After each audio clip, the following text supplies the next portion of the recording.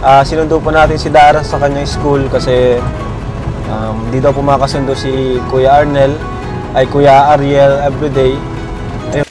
So welcome back na naman sa inyo mga Kalingap, at ngayon po ay papanoorin na naman natin ng isa sa mga bagong upload ni Idol Kalingap Rab mga kaibigan, at tignan natin kung ano na naman ang mangyayari dito sa episode na ito. Kaya ano pang inaantay nyo, sabay-sabay na natin itong panoorin at eto na siya. Ayan mga Kalingap, hello po, welcome back sa ating channel. Ngayon, sinundo po natin si Dara sa kanyang school kasi di daw po makasundo si Kuya Ariel everyday. Ayun. May ano pa to? May laman pa to? Medyo parang nag-aano nung apoy. Paubos na? Saan na-order ng ganito? May alam ka? Lang po, sa Angas lang po. Sige. Pero malayo. Kung makukuha ng pambili ng asukal. at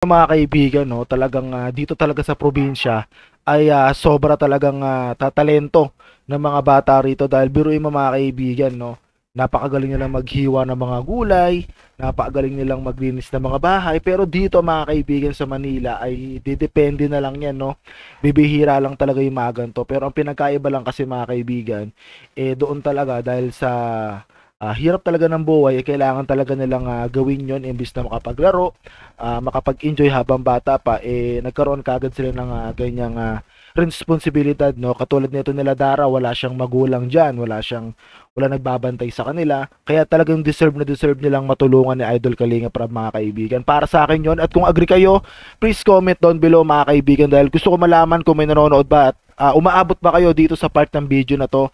Baka mamaya wala akong kausap o wala nanonood, gusto ko lang malaman. Comment down kung umaagree ba kayo sa aking mga opinion, sa aking mga sinasabi mga kaibigan, okay?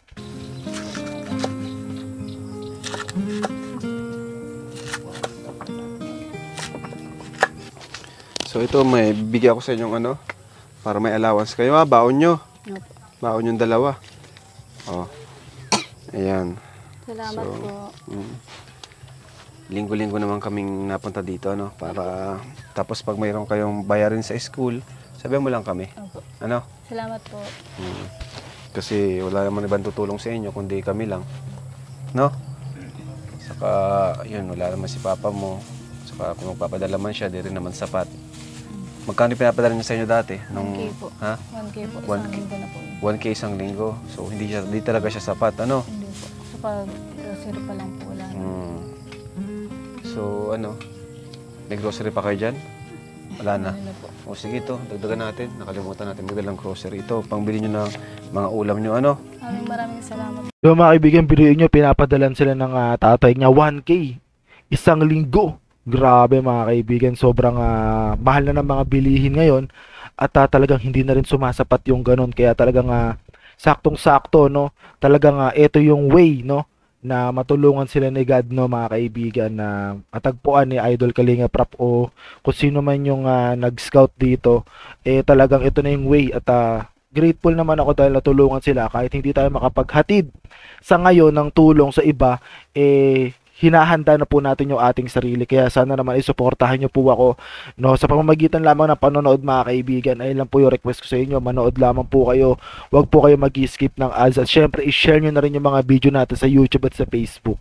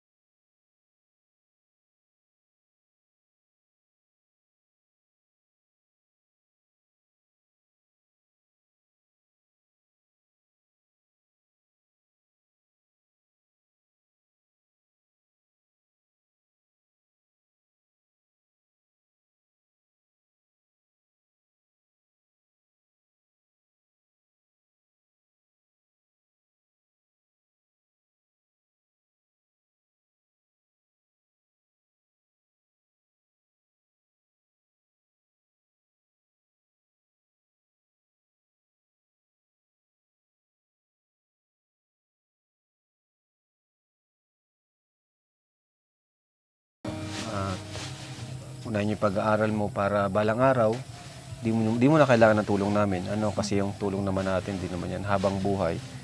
Di ba? Opo. Pero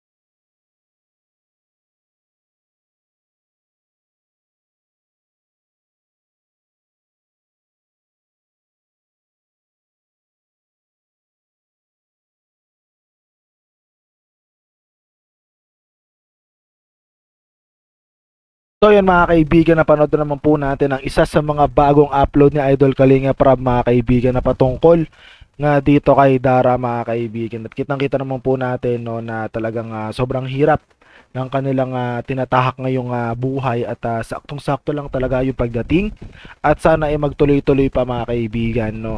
At sa mga gustong tumulong dyan ay kontakin nyo na lamang po si Idol Kalinga Prab. At syempre, huwag po natin kalimutan na suportahan si Idol Kalinga Prab, si Idol Bal Santos Matubang, si Ate Edna at ang buong K-Boys. At syempre, suportahan nyo na rin ako para sa aking goal this year na makatulong sa ating kapwa kahit simpleng bigas, groceries and appliances like mga kettle, mga thermos o kahit anuman mga kaibigan na maliit lang na bagay na pwede natin maibigay agad ng mabilisan. Ay sana matulungan nyo ako sa pamamagitan ng panonood, hindi pag-i-skip ng ads sa pag-share ng ating video. At ayun lang po mga kaibigan, siguro hanggang dito na lamang po. Magkita-kita na tayo ulit sa ating next reaction video. 2 rounds, straight up, freaks! See you on the next video, let's go! Wiki wiki wiki!